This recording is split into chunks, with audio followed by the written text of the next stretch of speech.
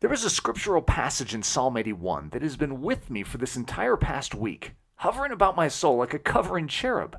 It's almost as if God won't let me get away from it. Eric, do you see it? Do you understand what I'm trying to say to you? George Mueller, the great father of the faith from yesteryear, referred to Psalm 81:10 as one of his life verses. It affected him. It expanded his faith and caused him to risk his all for God. It would seem, if I read between the lines in George Mueller's life, that Psalm 81:10 must have one week grabbed his attentions and not let go until it altogether altered him. It's not an especially poetic passage. In fact, it is downright ordinary to the naked eye.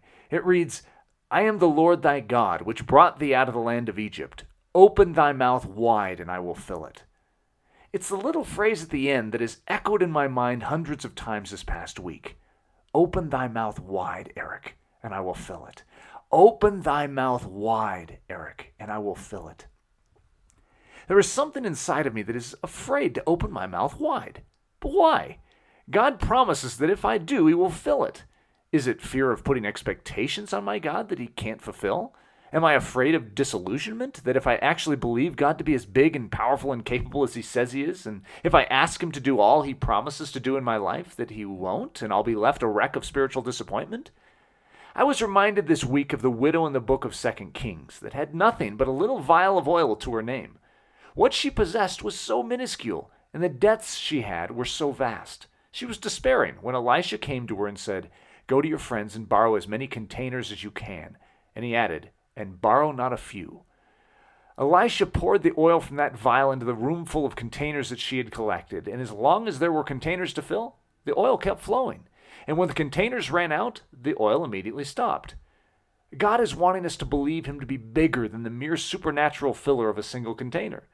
As amazing as it is that our God could multiply the oil in a vial to fill yet another container, our God fills to the degree that we open our mouth wide. He has much more to give than we often are open to receive. He wants us to collect not just a few containers, but to scour the cupboards of our soul for every last container we can drum up. I stood convicted this week. "Eric," God was saying to me, "you've brought containers, yes, but you've only brought a few." So I spent this week opening my mouth wide. It was uncomfortable, yes, but it was beautiful. Our country is facing some hard times. The Church of Jesus Christ is limping, and many believers are tired and weary. And the whole while, we've been barely opening our mouth. We've only gotten a trickle from the living streams of our God. But he is ready to be our all in all and fill us full of his glory, majesty, power, strength, and love.